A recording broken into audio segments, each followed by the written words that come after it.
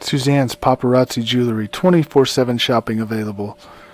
160920 is the code. Show her some love, like she showed us. K&A Custom Crafts on Facebook. Tampa Bay Rays. Hey, how's it going? Today is Tuesday, so it's on deck time. Post All-Star break, so teams are playing. Tonight we are not joined by the Sarge. He has some commitments, so we want to wish him the best on what he's got going on now. So tonight we're joined by Mr. Met, kind of Ranger fan. Dirk, how you doing, bud? Hey, what's up there, Big B and Chris? I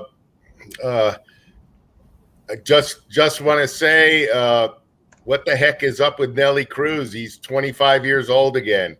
He is absolutely tearing it up, and of course, and we'll discuss things like that later on. All-Star break, it happened. Now we're starting the second half. Things are going to heat up. We're right up on the trading deadline, and that's a big deal now in baseball. 20 years ago it wasn't a big deal, but now it's a big deal. So a lot of things are going to happen here.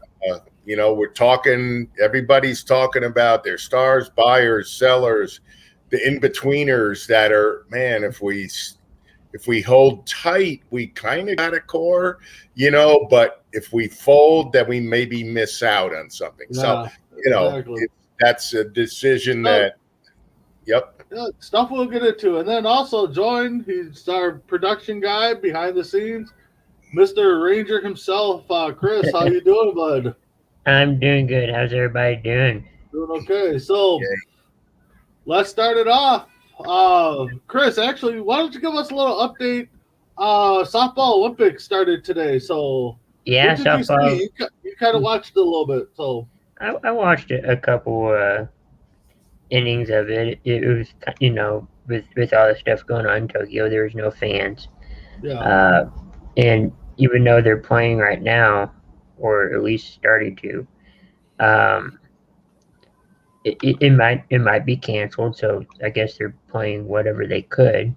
But it was Japan versus Australia earlier, and favorites. It looks like, yeah, two favorites, and it looks like there's 2 innings left, probably starting the top of the 6th out of 7 innings, and Japan's winning 8-1.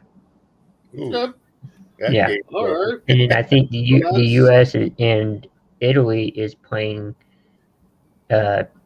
early tomorrow morning, but I'm not gonna watch that. So you're not gonna be up watching it, is what you're saying? It's at 3 in the morning. 3 a.m. to watch the USA girls. Yeah, no yeah, kidding. It's about 3 a.m.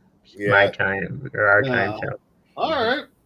So before we get into baseball, what do you guys think? Do you think the Olympics will get canceled? I mean, I know we're a baseball show, but that was some big news brought up today. What do you guys think? Honestly, to me, the way the wind is blowing, because they're actually talking about it, and it's up to the head Olympic guy in Japan. Yep. And there's a couple days left, but there are cases of COVID in Japan. And the Olympic athletes, for whatever reason, a lot of them are testing positive. Yep. I can't believe that. I don't know that they drop their guard and just start behaving willy-nilly and stuff, or,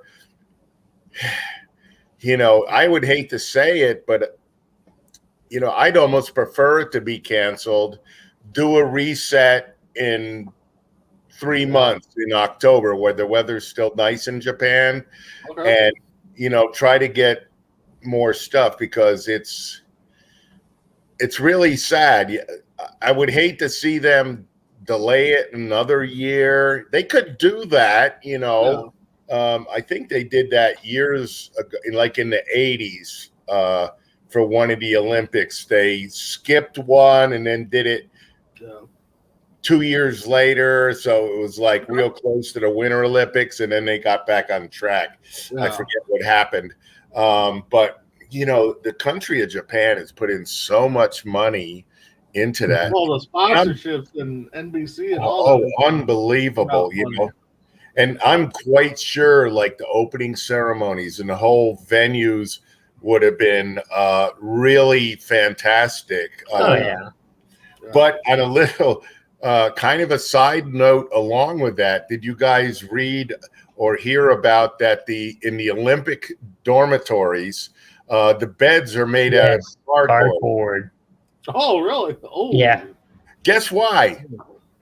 Chris has seen this, so he probably knows. Yeah. Guess why? Why? So the weight of two people on the bed will break the bed, and this is to prevent the Olympic athletes from intermingling. And they also, you know, evidently that's a huge issue. But you know, you go to the Olympics, everybody you meet is in fantastic shape. Oh, yeah. And, you know, halfway hot. So, hey, they're humans. They're going to intermingle, Yeah, you know, exactly. and stuff. And I know over the past few Olympics, they've done stuff. They hand out condoms all over the place. This year, they were giving them, you know, hundreds of thousands of condoms, but they used that excuse to say, well, that's to take back to their country to promote safe sex and prevent COVID. Yeah, right. You know. Yeah. Okay. And okay, when you get a gymnast and a marathoner on a bed together, they weigh 200 pounds. So the bed ain't breaking. Right.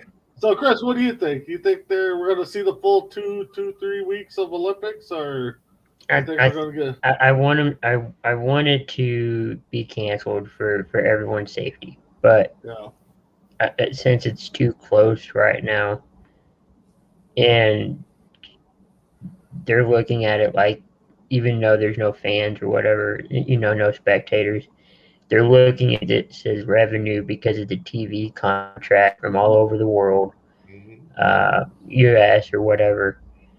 So I think they're going to stick with it. Okay. Yeah, I don't know. I think we'll get them in. Hopefully the whole month or 3 weeks, whatever it is. I enjoy watching Olympics, but it would not surprise me if they canceled it. And again, for everybody's safety, they need to do what's best. So, but another one, quickly, just a quick win or lose. Do the Bucks close it out tonight? No. Okay, Chris says no. Dirk. Man, they're kind of on the roll now. They are at home, and the Greek Freak is playing out of his mind with no knee, you know. But Chris Paul, experienced veteran, Suns got a young team. If Paul can get them guys, put them on his shoulders and lead them through, it should be a really good game. You know, I have no clear-cut favorite. I kind of like it that there are two teams that haven't really been in it, and I would be happy for either one. And there's, you know, Chris Paul winning it, being in the finals for the first time. That will be great. Gianno in the finals for the first time. That would be great. You know, it's a toss-up. I think by all looks, it should be a battle down the end, you know, and, you know, I would, you know, I don't know, home field to the Bucks, I guess, you know. Yeah, exactly. I hope they close it out. You know, many people know I'm not a big basketball guy. I enjoy the sport. I just haven't followed it much, but I hope the Bucks do it in 6. It'd be nice to give them something to root for. So, but shout out to Randy. It'd be nice to see a 7th game too. Yeah, it would be. You're right. Would be good. You're right. So shout out to Randy. What's up? Queen Joanne's checking in. How you doing, Joanne? Glad you're tuning in tonight. So, Howdy. all right, back to baseball now. So, Chris, Yes. what's up with the Rangers? What do you think they're going to do, or what they've been up to since the All-Star break? Ooh. They have been outscored a lot. They're losing right now against the Detroit Tigers, 1-0 in the third or fourth inning. Last time I checked, it was like the bottom of the third. But we're just not doing too well. Joey Gallo may be on the chopping block. Actually, he is on the chopping block. They got about 9 to 10 days to go before the trade deadline. So, I mean, he's playing really well. So I hope he stays, but I heard like the Padres are looking at him hard. Okay. It's a funny thing with the Rangers, if I can hop on Chris's statement. And, you trade your star for younger players, okay, so you can build. Well, Joey Gallo's 27, okay? He's just entering his prime. And he's having a good year. Since the All-Star break, he hasn't been good. People say, oh, the home run derby messes you up. I don't believe any of that because you don't think these guys try to have their own private home run derby and batting practice. Yeah. You know, they know what to do and stuff. He's just and the Rangers, they're that kind of team right now. They have some good players, but they can win 7 or 8 in a row, and then they can turn around and lose 10 in a row. But they have a good core. If you go Isaiah Kiner-Falefa and Adolis Garcia, Joey Gallo, that's a good core 3 right there. Then you got Nick Solak at second base. He's pretty good. You know, he goes up and down now, but he's pretty good. They got some decent young starting pitching, more so in the minor leagues. They have a couple of guys that have potential. Plus, they did draft Jack Leiter, and their second and third and fourth round picks, a lot of pitching. So trading Gallo, and that's being talked about a lot. You know, okay, you know, you trade him, but you want a guy that becomes him. Yeah. You know, you want to get a couple of guys that becomes him. He's not 32, he's 27. 32, it's almost not a question. He's 27. Yeah. In this team in 3 years, you know, with them 3 guys and a couple of more, you know, guys that grow, they could be a contender. Okay. You know, this is what the Astros did. You know, a team from. Yeah, we'll get into the trade and who we think is going to get there in a little bit. Yeah, you know, so I'm just looking since the All-Star break. The Rangers have only scored 2 runs in 4 games. Yeah, they just fell on their faces out of the. They were playing pretty well before it, you know, and they got to like 15 games under 500, which was, you know, going up. Because they were like 20 games under, and now they've lost like 4 in a row. The hitters aren't hitting. Small sample size, but still, you know, also break a lot of teams. It changes. Some come roaring out of the gate, you know, at the All-Star break. Some teams with a few days off, they have to find themselves again, you know. So, so you Dirk, know, what about your Mets there? I mean, you're the only national guy we know. Talking about tripping on your foot out of the All-Star break and falling almost flat on your face. They lost the first 2 to the Pirates, of all teams. And we're going to talk about something on that series. So yeah, go ahead. Like they did. I watched the game the other day. It was the 7th inning. They were up 7-0, and I had stuff to do. So I thought, there's a win. And they lose 9-7. Thanks, bullpen. You know, and the rookie Pete McGill pitched 6 shutout innings. You know, he was great. And then on Sunday, they did a big comeback against the Pirates, and they won. So they only lost 2 out of 3. The biggest news is, once again, Jacob deGrom, he's on the 10-day IL because of forearm stiffness. I was going to ask that.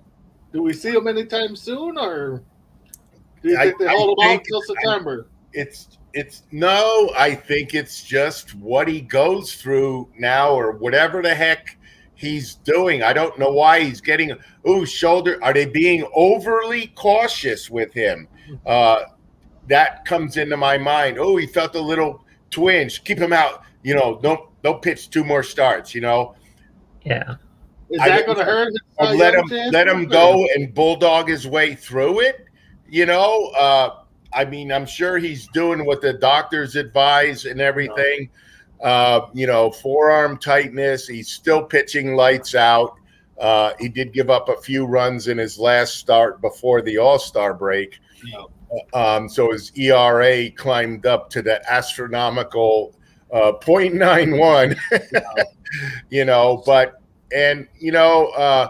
So is this hurting his chances on winning Cy Young / MVP? Or I think he'll miss 2 starts probably, based on if they arrange the 10 days off. Maybe he'll miss 3.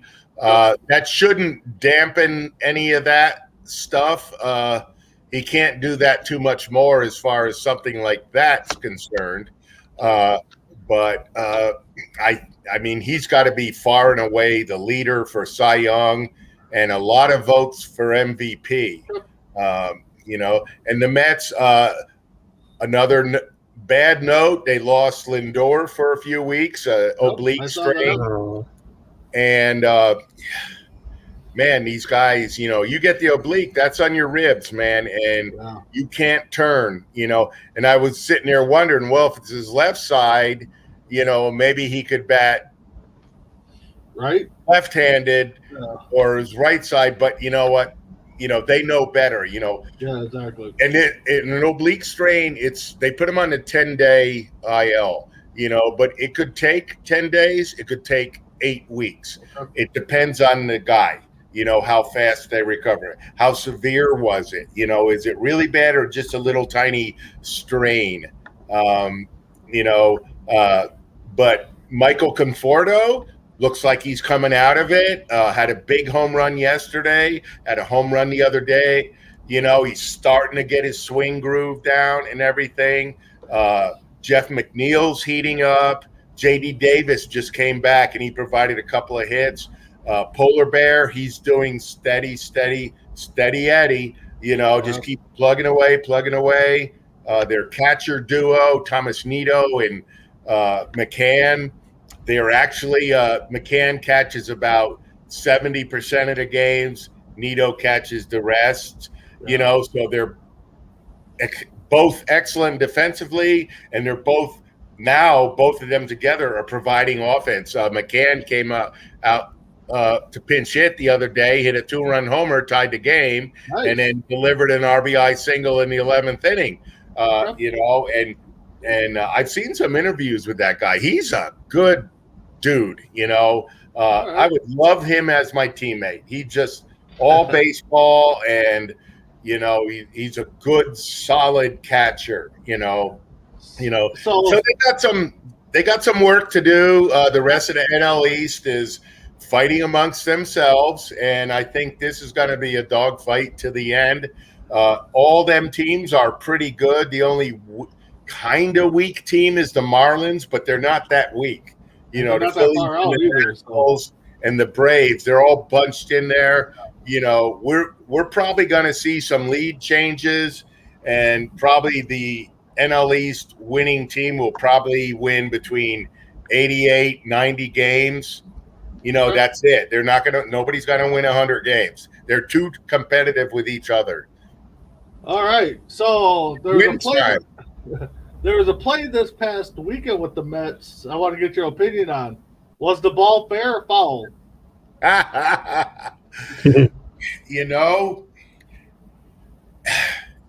The edge of the ball was over the foul line, okay? Uh-huh. And that's what you go by. But the ball itself didn't touch the foul line. you know, but it's the ball, you know, it's a round surface, okay, and the bottom, you know, is So across the plane like in football. Right there, and the edge is over here, over the line. So the ball itself did not physically touch the line, I don't believe, but the inch of the ball to the right of center was over the line. Technically, I hate it, but it's right. When the ball goes over third base, you know, the whole ball doesn't have to go over, just a tink of it to be a fair. Same thing with the line. It doesn't have to kick up dust, you know, and the umpire was right there, and the couple of replays, they didn't really get in super close like a lot of times they can, but the one that was clearest right down to third base, it looked to me like if that ball had traveled 2 more inches, it would have touched the foul line, you know, and been fair and no questions asked. But to me, the edge of the ball. And you being a coach, would you have been out arguing in your game? I know you tried to. I wouldn't have argued that vehemently, you know, and obviously Luis Rojas saw the replays. I think there was prior things, especially over the weekend, that were building up with him, and he had I kind of liked that from him. You know, he was out there. He didn't need to bump the umpire, but I think that wasn't intentional. I think that was just in the heat of the moment. And Major League Baseball, they know his character, and he's like, he wasn't. He just, you know, he's not a small dude. He's in really good. He looks like he can play. You know, he's buff. You know, and but he got, you know, really riled up. Hey, maybe that fires the club up because you know, they beat Cincinnati yesterday, and I think they were winning tonight. You know, from what I saw earlier. So maybe they're down. Yeah, they're losing like 4-3. 4-3. Okay, yeah. So they got top of 9, 2 out. So yeah, you know. So moving on to my team, the St. Paul Saints. No, I'm just kidding. The Minnesota Twins. Wrap it up. They're going to be sellers this year. They can't pull their heads out of where they sit. They can't stop fighting with each other. I saw some bickering with Donaldson and Arise, I think it was. Dirk, you mentioned it before we went on. Cruz is playing like he's 25 and not however old he is. 31 years old. Yeah. So once I see him take the field, then I know we're back in the 90s when he started playing. So, but yeah. So you know, Randy, you're right on probably your last 2 comments. Rangers and Twins both do stink it up. So. Yeah, he said the Rangers are terrible, and the Twins are too. Well, Randy likes to root for some terrible. Don't say the Twins suck. Come on, dude. They're terrible. They're terrible. There is. So my next question, I can't see him. Mike Trout, when he comes back, is that going to help or hurt the Angels? Chris, what do you think? I think it'll help. I mean, one of his best players, or one of their best players. So I think any help that the Angels can get is probably worth it. Okay, Dirk? He'll make them better. I'm not sure they're good enough, a complete team. Maybe they could make a run at a wild card, you know, with Ohtani playing lights out. Trout will come back. He's never been hurt for this length of time before, but he'll come back and be Mike Trout. So they might play over 500 the rest of the year, but I think they have pitching issues, complete lineup things. They got a couple of bona fide stars, you know, but they're just a little short. But, you know, with Trout and Ohtani, you know, they they could get hot, win 10 out of 12, and then put themselves right in there into the race, overtake the hapless Mariners. Just a nod to Tim. But they're definitely not going to make a run at the Astros. I think the Astros got that thing. They're playing great. The A's are the team to beat. And as always, they got the young guys that just play good, and they get talent, And but the A's, the Angels, they could make a run at them. And, it's the Rangers aren't going to do anything. So, it's, if the Angels finish over 500, I would call that a success for them. I kind of look good in this. Kind of look good in this Angels hat on top of my head. So, yeah, I think Trout will help them. So, next question is, let's see, Ohtani. You brought him up. How many home runs is this guy going to finish with? I think he's at 33 or 34 right now. So, Dirk, how many do you think he's going to finish with? Well, now you're going around the league the second and third time, so pitchers are more going to have a book on him, but he's a very athletic player. I think he'll adjust. I think he'll get to 50, somewhere in that range, you would say with 33 home runs at the All-Star break, have a shot at 60. Who knows? Maybe, but I think easy 50 is in there. And he'll get end up with 120 RBIs. Great player. And he's not going to win the Cy Young because he doesn't. I mean, he pitches enough to qualify, but he doesn't regularly every fifth day. It's like once every 7 or 8 days. I think they save his energy to be a hitter. I always wonder, why can't he play in the outfield? I mean, that's what he was. He plays a little bit out there, not too much, but yeah, he's got 34 a little more, just risking him getting hurt or something. Oh yeah, saving his strength for pitching. He does have a hard job doing the double duty, and he does it very well. Oh, he does. He sure does. So, first comment Tim's got here. He's talking about Trout. He'll make them better, but they don't have enough pieces to make a playoff run, which we kind of agree on. And then he says 56 for Ohtani. Chris, what do you think? About how many starts, or how many home runs will Ohtani get to finish out the year? We'll go 60. Woo! Yeah, I'm in the ballpark. He gets on a tear, he can push probably 65, but I think the safe number is going to be about 57 to 60. I think is going to be the I mean, that's not too far off. So I mean, no, it's not. I don't want to go extreme. He was on a little tear a couple weeks before the All-Star game. He hit 7 or 8 in 2 weeks. So you just do that 1 or 2 more times, and that puts him right there. Going into September with 50.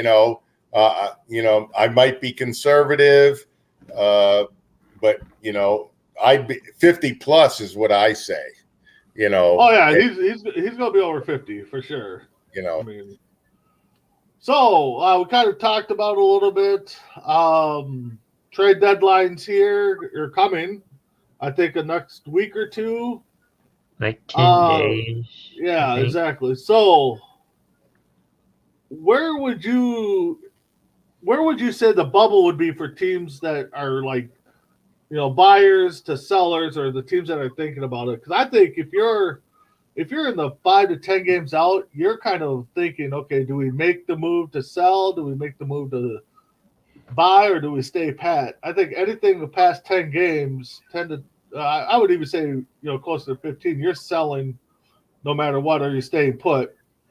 But Dirk, what do you think? Where is that fine line at where? Well, I would have to look at a couple of things. I think if you're 15 games out by the trade deadline, that's probably not realistic.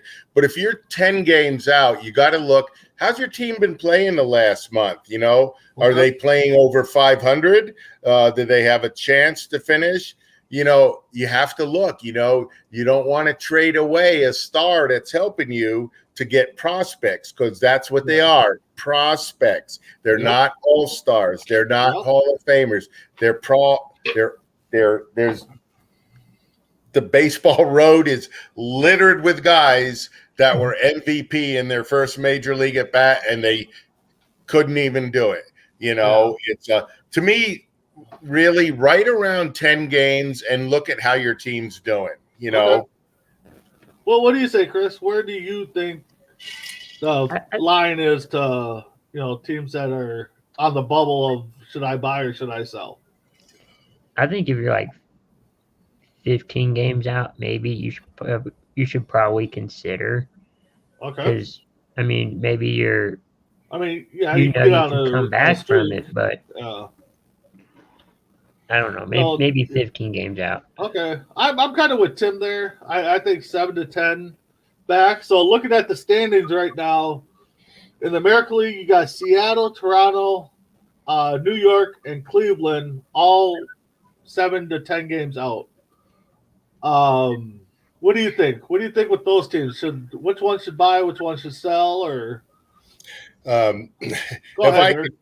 if I can happily say, with a little bit of glee in my voice, there's been talk amongst the New York media about the Yankees. It's hard to say that they're going to be sellers, you know, because New York's hard, you know, and the Yankees have not performed. They've kind of been stuck in the same place all year. Brett Gardner, he's 36, a great player, but I think he's at the end, and they keep playing him and keep playing him and keep playing him. You know, some of their regular players, they got Luke Voigt at first base, has all the potential in the world, but he's hitting like 189. Clint Frazier, the outfielder, has all the potential in the world. He's hitting under 200, and he's been hurt a couple times. I don't see the Yankees have some good pitching, but it's going to be a tough pill for them to swallow to be a seller. I mean, there's a lot of pride in that organization. You know, they may just say, no, we're going to fight this, you know, and which as a baseball guy, I like, you know, because the Yankees aren't used to being bad. You know, it's a foreign concept to them. And but if somebody makes them the right offer, I think they'll be a seller. I'm leaning more on their selling than buying. You know, and I think that'd be the first time that I recall that the Yankees ever went from, you know, the sell route instead of buying everybody. Chris, what do you think? Early 90s. Yeah. 4 years. That was it. Isn't like Judge on the market or thinking? Yeah, he could be. And everybody's on the market, I believe. I mean, yeah. You know. So what do you think, Chris? Those teams listed, who should sell, who should buy? Maybe Cleveland should sell and New York should sell. I don't know. I mean, maybe all of them should. Yeah. So in the National League, I mean, you know, just looking at, you know, between the 7 and 10 game range, you got St. Louis, the Cubs, the Marlins are on the verge. They're 10.5 out, and then the Padres. I know everybody's speculating the Cubs are selling, so I think that's a foregone conclusion. So yeah, what do you think on the National? Yeah. So what do you guys think on the National League side? Any of those teams sound like they're going to be buying, or they're going to be selling? I think Padres would be buying. Padres, I agree. Padres are close, and they have a good minor league system. They could try to pick up somebody. The Dodgers probably should pick up somebody. I just read today Kershaw has an arm problem. The Dodgers are deep, though. They got a lot of young pitchers and a lot of young players, but they already got Albert off the bench at first base, and he's kind of turned his season around, and so he'll be a veteran help for them. Wow. So if they could pick up another good pitcher or something, I would say, they would be buyers. Padres are probably in the same boat. They've got a good young team, Cubs are definitely, they got to sell. And it's weird with all the talent they've got on that roster. I don't know if it's just bad management or bad front house. I don't know why they're Curse 2.0. I mean, who knows? I mean, yeah, who knows what the Cubs? But I don't understand it. That to me, they should be better, but something's not right. Team chemistry plays a lot. Maybe the guys just don't get along. The Marlins, as always, will be sellers. The Reds are in the fight. The Brewers are right up in there. They're both going to be buyers because they feel they got it. Yeah, my buddy Tim there, he's happy hearing the Cubs are selling, and the Brewers definitely are going to be buyers. They're leading that Central now. So, what rumor players have you guys heard off of your teams that? I mean, Dirk, you're going to be buyers as a Mets, so I'm assuming they're not going to be trading. But Chris, with the Rangers, who have you heard? Anybody outside of Gallo being rumored to be on the move? I think one of our pitchers, Gibson, probably. Gibson, yeah. Definitely Well, Gibson. Yeah, Gibson was one. Maybe Fultonevich, yeah. But I've been hearing a lot about Gibson. Yeah. Maybe he, pitched his final game in the Rangers jersey. I don't know. Yeah. But he would be the obvious one other than Gallo, which I wouldn't agree with, but Gibson would look good in a Mets uniform. And that's the whole thing. I mean, that's what the Twins are facing right now. Outside of Donaldson and Cruz, being the older guys on the team that are talking about being moved. I mean, Barrios and Buxton are both being talked. And I know the Twins are talking about Buxton trying to extend his contract, and they want to put a lot of incentives in there, or else he could be getting traded. And I know he was linked to Phillies last week, and Donaldson and Barrios was linked to the Mets. So, I mean, the Twins are in full.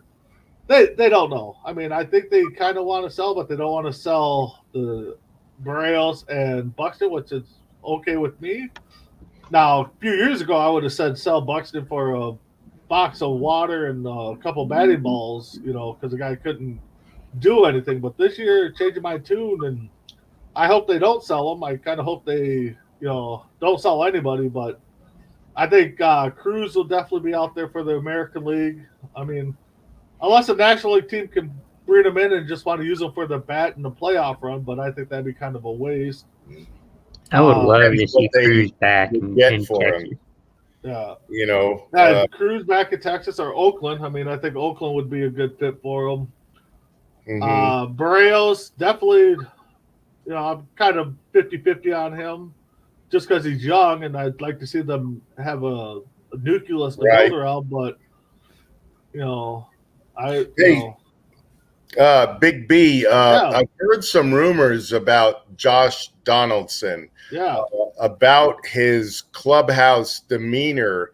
I was reading some things this week that he's kind of an issue in the clubhouse, and I never ever heard that about him before. Yeah, it's coming out now. This past weekend, Arise was at second. This was kind of what I was talking about earlier. Arise was at second, and he was kind of looking around as Donaldson's getting ready to take the pitch. Donaldson calls timeout because Arise's back was turned to him, like fully. Yeah. So he was barking at Arise, and Arise is like, "What are you talking about?"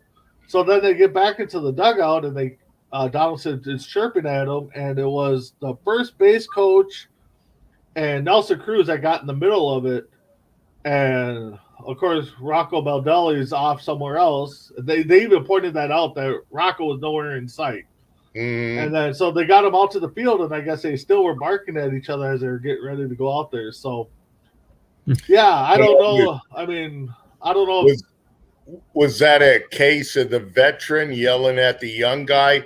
I think so. Why is your back turned? You need to be ready. Your back should never be turned when the pitcher's coming set. But again, you're at second base. You're kind of trying to see where the outfielder, the second and shortstop's aligned. So I don't know what's going on. Hopefully it's under the rug right now. But with that being said, Donaldson could probably be the first one out of there. Because we're Minnesota nice up here. So we don't yell too much. So yeah. So is there any other players you guys on other teams that you see being moved? I mean, we already talked about Judd and the Yankees. I mean, anybody else stick out that possibly could get moved? On the Pirates, Adam Frazier, the second baseman. Okay. He's been mentioned a lot. Really good young player. I don't know why they would trade him, but he's been mentioned a lot. Hits over 300, has just mediocre power, but he's young, so he might get to be able to in that 20 to 25 home run range. Plays good defense, but for whatever reason, young player. I don't even know if he's 24 or 25 years old, but his name has been bought up at some, league leaders that may want to try to go get him. Now, if they overpay for him, okay, that's good for the Pirates, but that would be somebody. I wouldn't call him untouchable because he's not a superstar, but he's a very, very good player, and he's young. He steals bases. He does all that little stuff, and looks like Frazier's 29, so he's. Oh, is he 29? Yeah. Okay. Yeah. Still. I mean, he's still there. I mean, yeah, you need defense to win titles. So. Yep, or maybe what is the term? The iron's hot strike. Yep. He's just having a career year, but everybody raves about him. Yeah. When I see MLB TV, they rave about him. I think he's one of these guys that's just, every year he's just gotten a little better and a little better. He hasn't taken great big leaps. He just does little things to get better and better every year. And maybe he's a guy that's going to play till he's 38 and 39 and be a quality second baseman, good bat in the lineup, good clubhouse guy. The Mets, he's an infielder. The Mets could certainly use him. It would create a log jam for them. But anybody that's got a good glove would help their infield, especially now that Lindor's out. Yeah. They're going to put Guillermo at short, and you got J.D. Davis and Villar at third and McNeil at second. Not the best defensive infield in the majors, but adequate. You'd like to see them up their defense a little bit. Well, as long as they don't do a Buckner and miss the ball at first. No. So, Chris, what have you heard? Any other names pop out at you that you've heard? I haven't. No. Okay. I mean, those are the only ones I could. Yeah. The one name I haven't heard yet, and I'm kind of surprised, is Escobar from the Diamondbacks. The guy's a utility guy. I mean, he's putting up great numbers for a team that's, pretty much out of the race already. So there's a guy, you want to talk about a guy that can play everywhere, Dirk. That, honestly, he might look good in I've seen his name up, but he's not like you always hear about the star players. Yeah. Oh yeah. But not the really very good players, And I think Escobar would look good in the Mets blue or even the Brewers colors. Shout out to my buddy there, Tim. And they definitely need help somewhere. Yeah. So are we shocked that we haven't had a big name move? I mean, I know there's been some minor moves, but are we kind of shocked that there's not been any big trades yet? I'm Okay. not. It's, You're not, it's okay. too far away. We're going to get down to within 3 to 7 days, and then Okay, so you're once, thinking next week. yeah, and then Okay. what happens?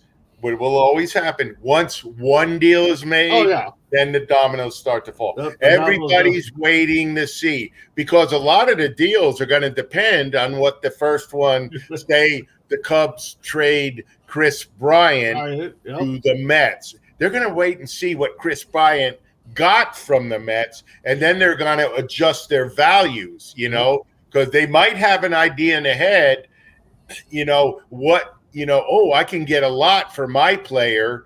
But then when they see a trade go down beforehand and they're like, ooh, I'm not going to get so much, so I need to do a different angle of approach. It's once the first one falls, it's just like free agency in the offseason. Oh, yeah.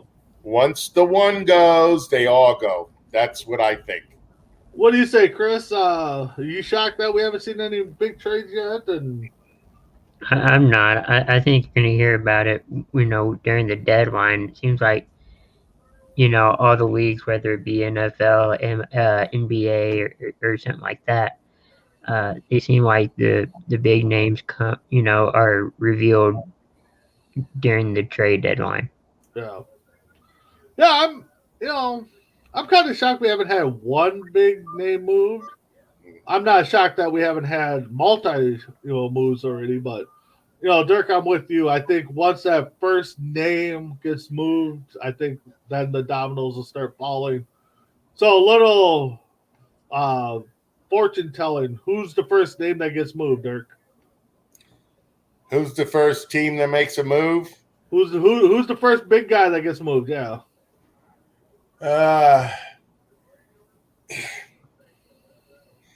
Chris Bryant. I think he's gonna. It's almost daily. It's Chris Bryant to the Mets. Chris Bryant maybe to somebody else. One, his value. He plays several positions well. Everybody thinks he's a third baseman, but he's also a third, first. Yeah, he's also a really good outfielder, and he can play at first. He's played at first, so he's a tall guy. He's athletic. He's having a good year. I feel bad for the Cubs, why they can't figure this out. Exactly. Baez may be a guy that moves too, and there's been rumors about him in the clubhouse. Yep. He's like, it's on those. I never heard this before. Now all of a sudden he's an issue. Maybe he's getting scared that he's going to go somewhere he doesn't like, so he's starting to talk too much. He's a great player, shortstop or second base. So you put money on Bryant to the Mets, or you're going to put money on? I'm not going to put him on to the Mets because the Mets could really use him. But what's it going to take? Finally got a decent farm system going. Okay, it's not the best farm system, but it's like 10th to 12th best. They're up there. They're where they need to be. And I think with their current roster, they're going to be a little stingy with their young minor leaguers.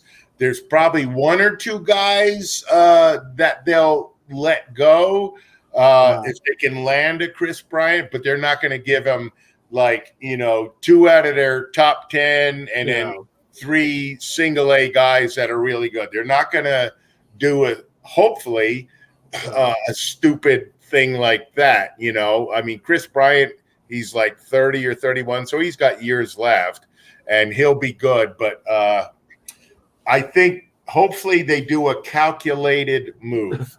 Okay. So, Chris, what do you think? Who do you think the first big name is going to be moved, and maybe where? I'm going with Gallo to the A's. Ooh.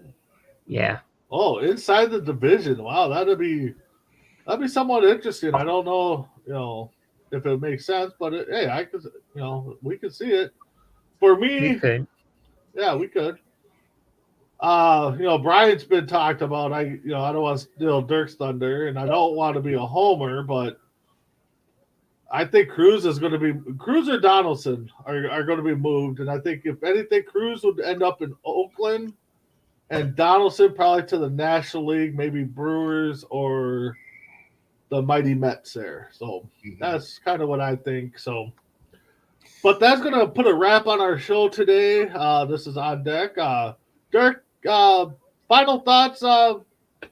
What's going on? What's going on in the game behind you there, or whatever? Okay, Baltimore. Well, now they're talking to Justin Turner, ex-Met, on MLB. I got a bit of trivia today. Okay. Oh. I didn't do mine. So yeah, go ahead, throw it out there. Okay, I heard this from our local sports radio, The Ticket. Okay, Gaylord Perry on this day in 1963 hit a home run. Okay, and the reporter after the game said, "Oh, how'd you like that? Are you going to hit another one maybe?" He goes, "Man will be on the moon before I hit another home run." Wow. Okay. This is where it's funny. This date is when Neil Armstrong stepped on the moon. Oh, okay. 3 hours later, Gaylord Perry hit another home run. Wow. Wow. He did step on the moon before he hit a home run. Wow. I thought that was wonderful. Talk about being ironic there. So But Yeah. but also Chris. today, go ahead. Bezos went up to space, Yeah. okay.